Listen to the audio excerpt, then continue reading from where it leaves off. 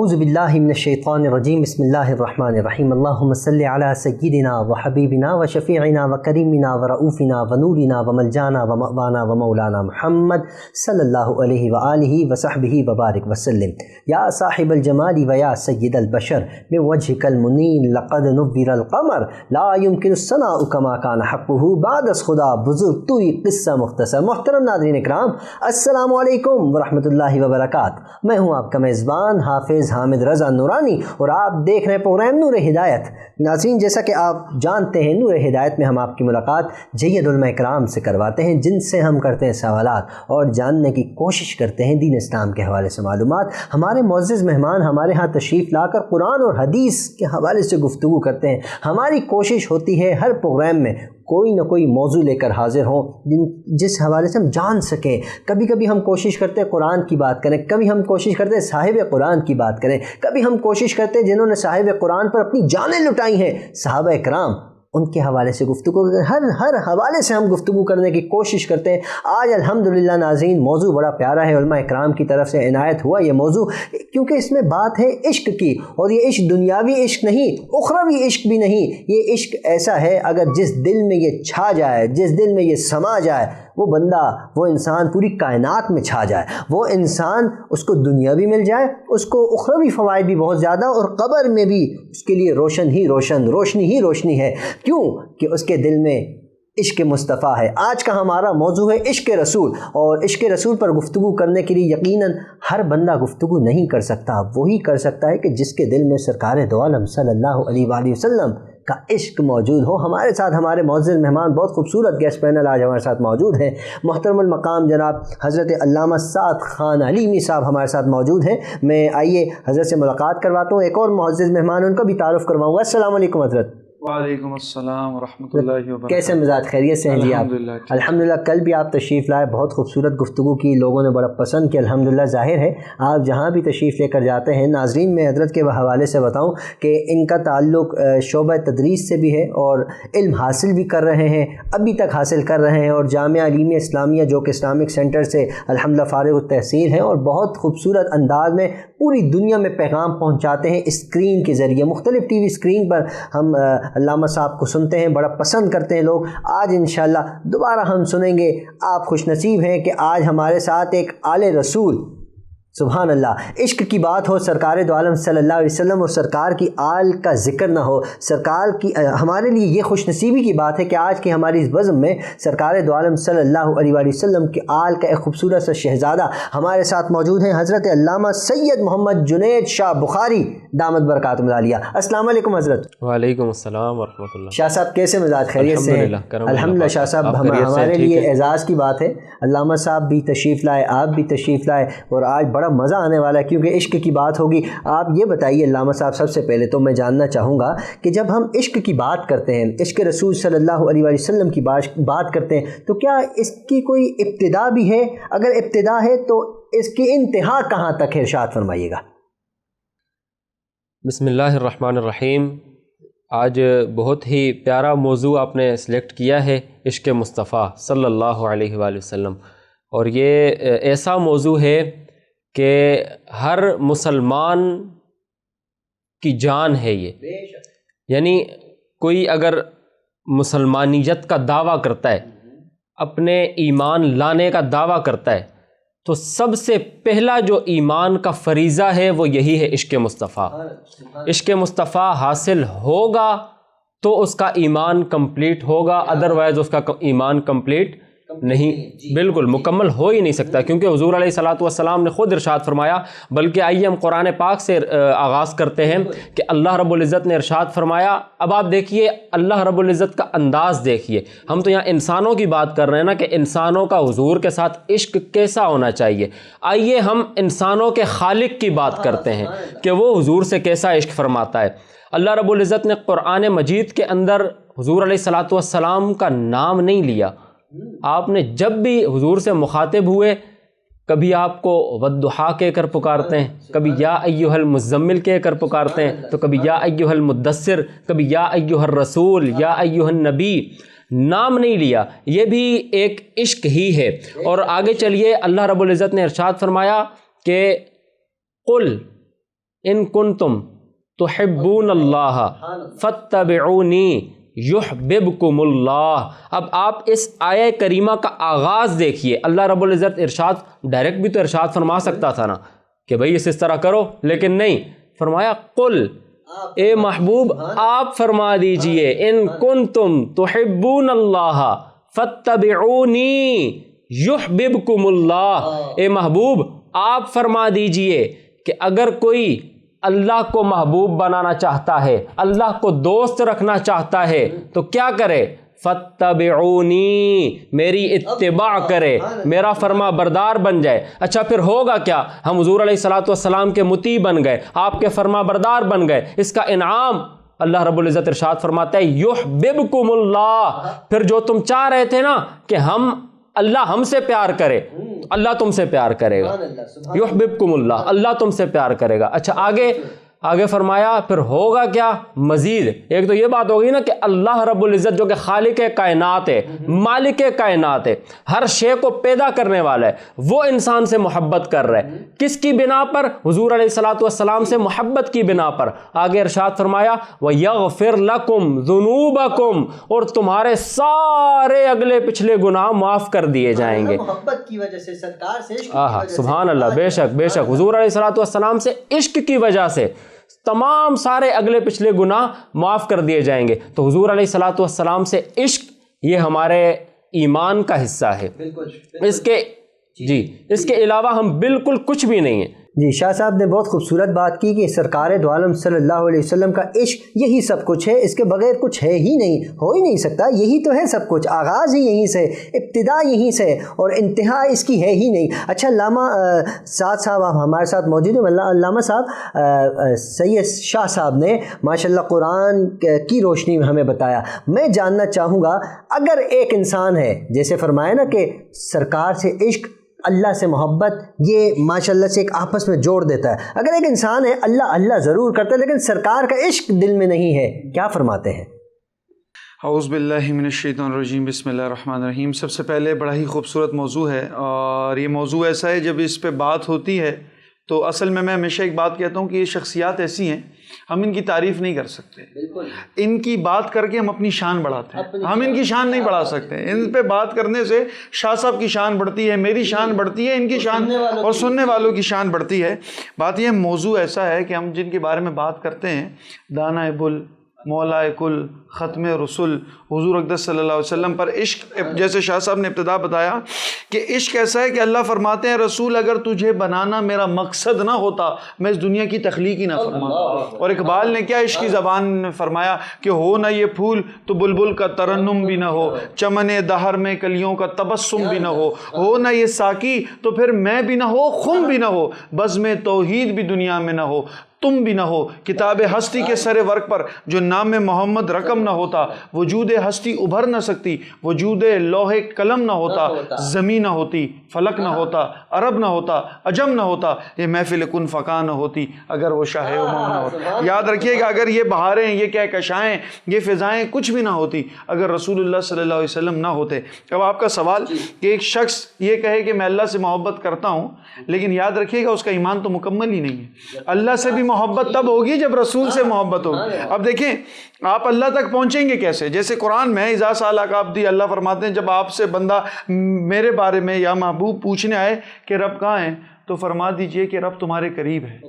اب اس میں علماء تفسیر میں لکھتے ہیں کہ رسول کے پاس کوئی شخص آئے اور فرمائے کہ اللہ کہاں ہے تو رسول فرما دے آپ قریب ہیں، تو ایک تفسیر یہ بھی فرماتے ہیں کہ رسول کے پاس آنا ہی تو اللہ کے پاس آنا.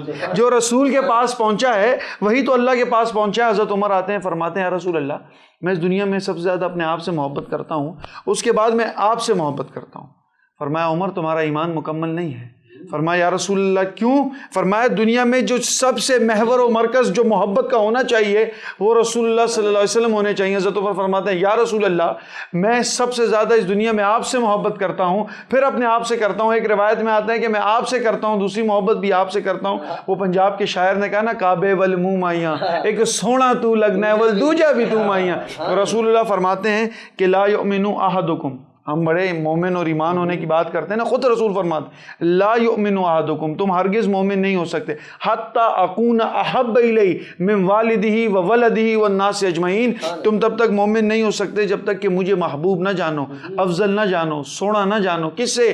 اپنے والدین سے، اپنے اولاد سے، اور اینڈ میں کہتے ہیں والناس اجمعین، بلکہ پوری دنیا سے. جب تک تم محبوب رسول اللہ کو نہیں جانو گے، نہ تمہارا انسان ہونا، نہ تمہارا مومن ہونا، نہ تمہارا مسلمان ہونا. سبحان اللہ، کیا خوبصورت بات. اچھا شاہ صاحب، ایک سوال ذہن میں اچانک سے آ گیا، کیونکہ عشق کی بات ہے، ہم پوری دنیا اٹھا کر دیکھ لینا جو عشق صحابہ اکرام نے اور اہل بیت نے کیا، مجھے نہیں لگتا کہ ایسا عشق آج تک کوئی کر سکا ہے. میں چاہوں گا کوئی ایسا واقعہ صحابہ اکرام کے حوالے سے کہ کس انداز میں وہ حضور پاک سے عشق کیا کرتے تھے، ارشاد فرمائیے گا.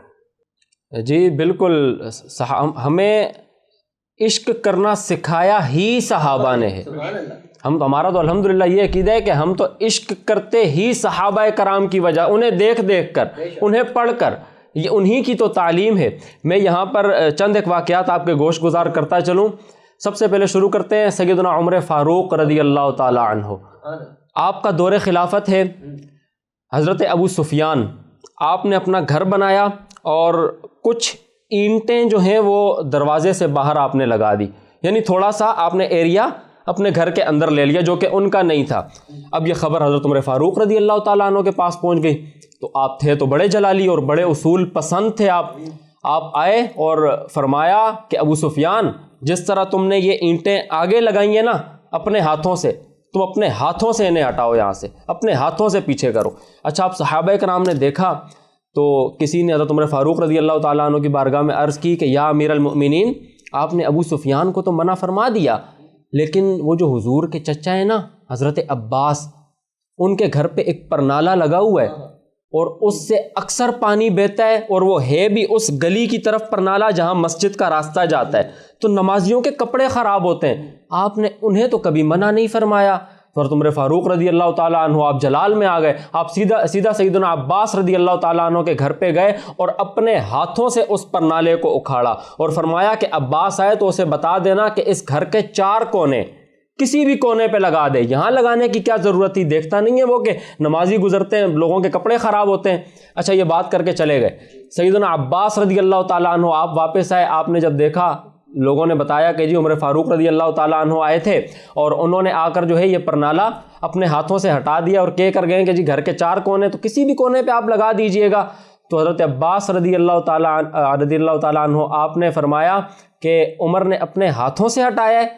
کہا جی اپنے ہاتھوں سے ہٹایا. تو آپ مسکرائے، فرمایا عمر لگائے گا بھی اپنے ہاتھوں سے. اب یہ بات سن کے لوگ کھڑے ہوئے تھے بڑے پریشان. کہا حضور، عمر جیسا بندہ، آپ عمر کے بارے میں کہہ رہے، وہ بندہ کہ جب زلزلہ آئے اور وہ اپنا پاؤں زمین پر مارے تو زمین ساکت ہو جاتی ہے، زمین رک جاتی ہے. سیلاب آ رہے ہوتے ہیں، آپ اپنا عصا رکھتے ہیں تو سیلاب اس سے آگے نہیں بڑھتے. شیطان آپ کو دیکھ کے راستہ بدل دیتا ہے، آپ ان کے بارے میں کہہ رہے ہیں کہ وہ آئیں گے اور خود لگائیں گے. کہا اسے آنے تو دو نا، پھر دیکھنا. سیدنا عباس رضی اللہ تعالیٰ عنہ اب جاتے ہیں مسجد میں.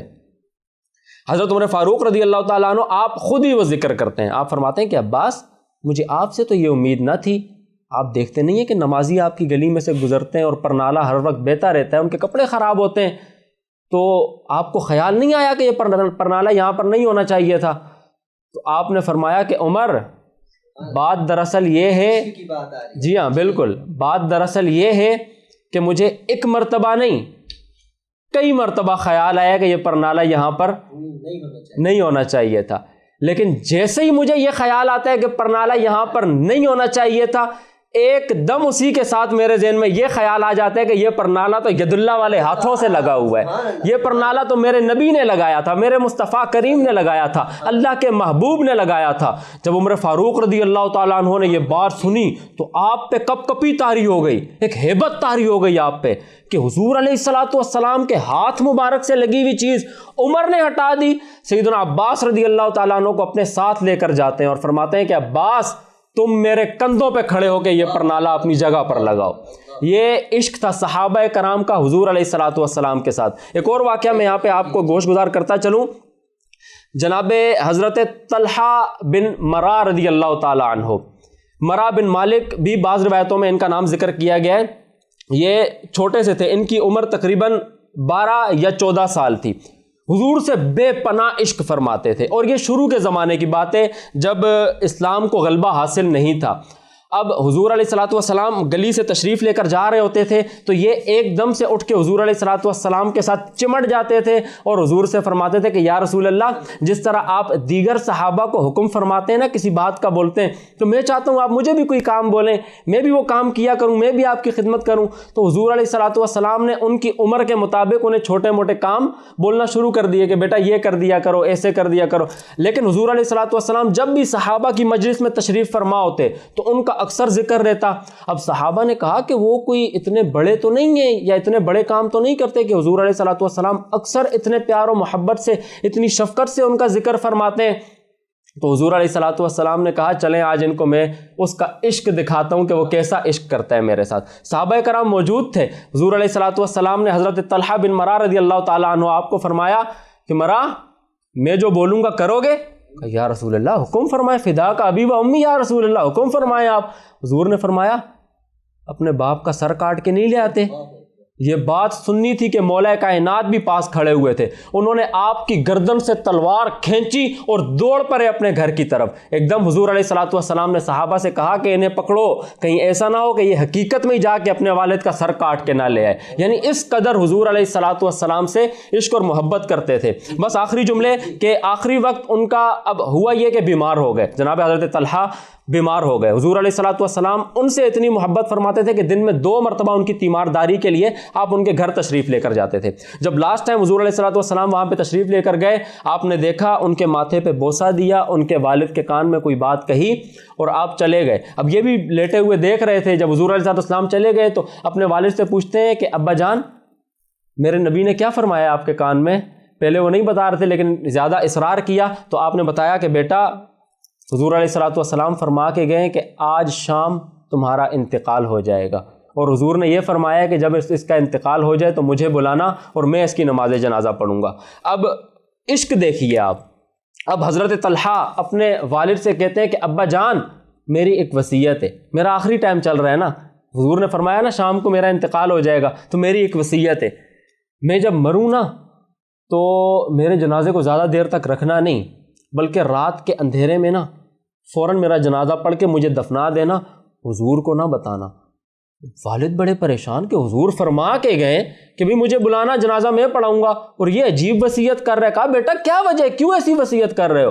تو کہتے ہیں کہ ابا جان، میرا جب جنازہ ہوگا نا وہ رات کا ٹائم ہوگا اور گلیوں میں اندھیرا ہوگا اور یہودی حضور علیہ الصلوۃ والسلام کے جان کے دشمن بنے ہوئے ہیں، تو میں یہ نہیں چاہتا کہ میرا نبی میری وجہ سے کسی مشکل میں پھنس جائے، تو اس وجہ سے آپ نبی علیہ الصلوۃ والسلام کو نہ بتائیے گا، میرا جنازہ پڑھا کر میری تدفین کر دیجئے گا. تو ان کا جنازہ پڑھایا گیا، ان کی تدفین کر دی گئی. صبح حضور علیہ الصلوۃ والسلام کو جب پتہ چلا، آپ ان کی قبر پر گئے. اب آپ دیکھیے کروڑوں مسلمان حضور کے گنبد خضرا پہ حاضر ہوتے ہیں اور حضور ان کی قبر پہ جا رہے ہیں، وہاں جا کر دعا کرتے ہیں کہ اے اللہ، جب میرا طلحہ تجھ سے ملے نا تو اس سے مسکرا کر بات کرنا، جس طرح تیری شان کے لائق ہے اس سے مسکرا کر بات کرنا. تو یہ صحابہ کرام کی زندگی سے ہمیں عشق مصطفیٰ پتہ چلتا ہے کہ کس قدر عشق کیا کرتے تھے وہ. کیا خوبصورت یہ عشق کا ایک سلسلہ ہے، جیتے جی تو انسان کر ہی رہا ہوتا ہے. اب ایک صحابی کو معلوم ہے کہ میں نے جانا ہے اور میرا جنازہ سرکار پڑھا، کتنے اعزاز کی بات ہے، لیکن وہ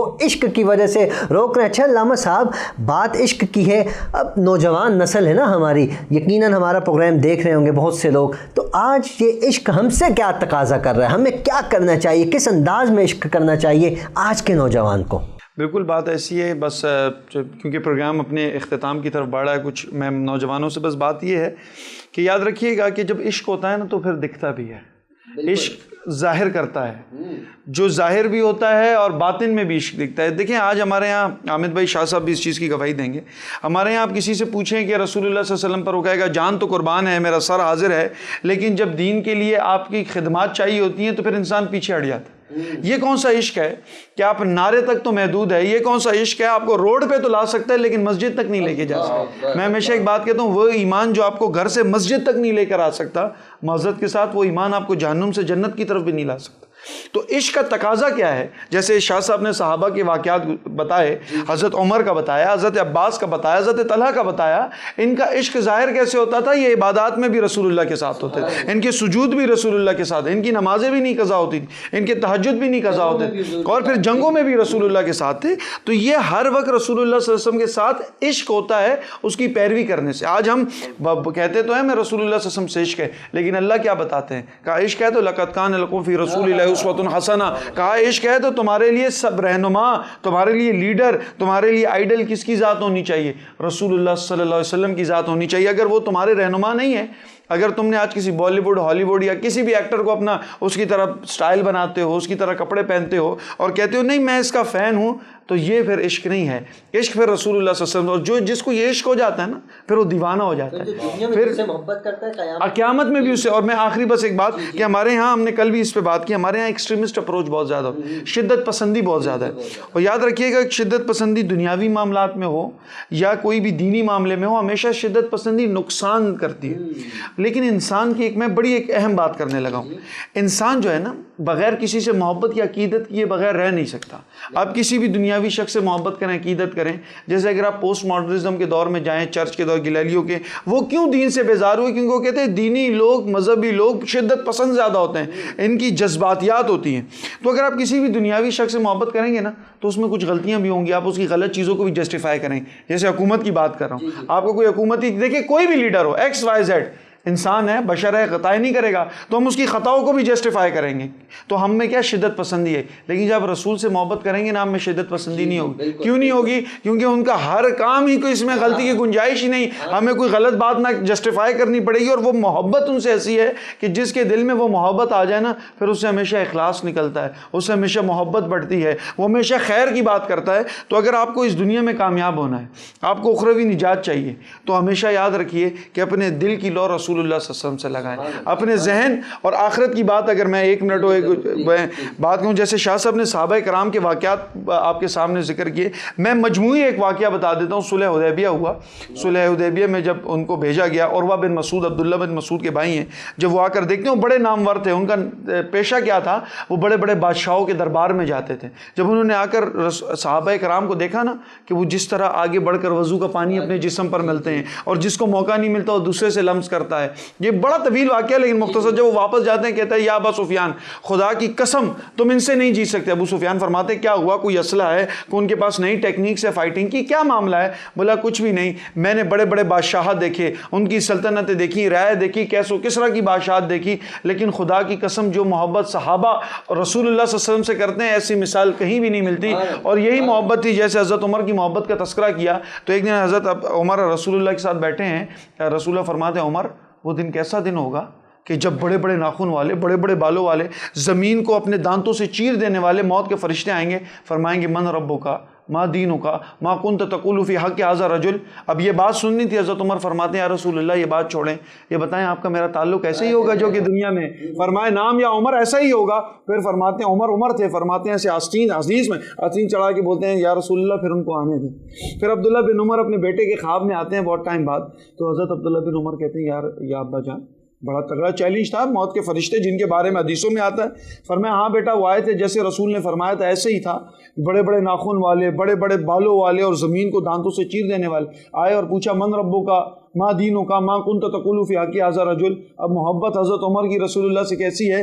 رسول فرماتے ہیں کہ میں قیامت کے دن اٹھوں گا، میرے دائیں ہاتھ پہ ابوبکر، بائیں ہاتھ پہ عمر ہوگا۔ فرماتے ہیں کہ مجھ سے پوچھا جیسی من ربک، میں نے پوچھا من ربکما، عمر سے پوچھنے والی ہے بتاؤ تمہارا رب کون ہے؟ فرشتے آپس میں کہنے من ھذا الذی، یہ کون ہے؟ ایک فرشتے فرمایا ھذا خلیفۃ الخلیفہ رسول اللہ صلی اللہ علیہ وسلم، تم نہیں جانتے کون ہے؟ فرمایا کون ہے؟ یہ خلیفہ رسول صلی اللہ علیہ وسلم ہے، یہ عمر ہے۔ تو پھر فرشتے کہتے ہیں آگے سوالات کیسے؟ وہ کہتے ہیں نا زلف دیکھی ہے کہ نظروں نے گھٹا دیکھی ہے، لٹ گیا جس نے محمد کی ادا دیکھی ہے۔ تو بات یہ جو بھی کسی طرح رسول اللہ صلی اللہ علیہ وسلم سے نسبت ہو وہ فلاح پا لے گا، وہ کامیاب ہو جائے۔ علامہ صاحب آپ کا انداز اتنا پیارا ہے، یقیناً آپ جہاں جاتے ہیں آپ کے دیوانے ہی دیوانے ہو جاتے ہیں. کیا بات ہے. اور عشق کی بات ہے, جب عشق کی بات ہو چہرے پہ مسکراہٹ, اور ایسے ایسے انداز, ایسے ایسے بیان, ایسے ایسے واقعات کہ جی چاہتا ہے یہ ہزاروں گھنٹوں کا پروگرام ہو, ہم سنتے رہیں, کیونکہ حضور کی بات ہے, صحابہ کی بات ہے. کیا خوبصورت انداز میں ہمارے دونوں معزز مہمانوں نے خوبصورت گفتگو فرمائی. میری دعا ہے کہ اللہ کریم ہمیں اسی میں آخرت, اسی میں ہمارا سانس نکلے, اور جب ہم قیامت کے دن اٹھیں سرکار ہی کا ذکر ہو رہا, قبر میں بھی سرکار کا ذکر ہو. علماء اکرام کی صحبت ناظرین بڑے کام آتی ہے. جب ہی کہا جاتا ہے نا العلماء ورثۃ الانبیاء, یہ علماء جو ہیں انبیاء کے وارث ہیں. نور ہدایت پروگرام کرنے کا مقصد بھی یہی ہے کہ علماء اکرام سے ہم بہت کچھ جان سکیں. علامہ صاحب آپ کا بہت بہت شکریہ, شاہ صاحب آپ کا بہت بہت شکریہ تشریف آوری کا. امید کرتا ہوں آپ آئندہ بھی تشریف لائیں گے, ہمارے پروگرام کو رونق بخشیں گے. ناظرین پروگرام کا وقت اختتام کی جانب, ہمیشہ کی طرح اپنا خیال رکھیے, اپنے اہل و عیال, اپنے پڑوسی, اپنے رشتہ دار, سب کا خیال رکھیے. وینس ٹی وی کی پوری ٹیم کو اپنی خصوصی دعاؤں میں یاد رکھیے. السلام علیکم ورحمۃ اللہ وبرکاتہ.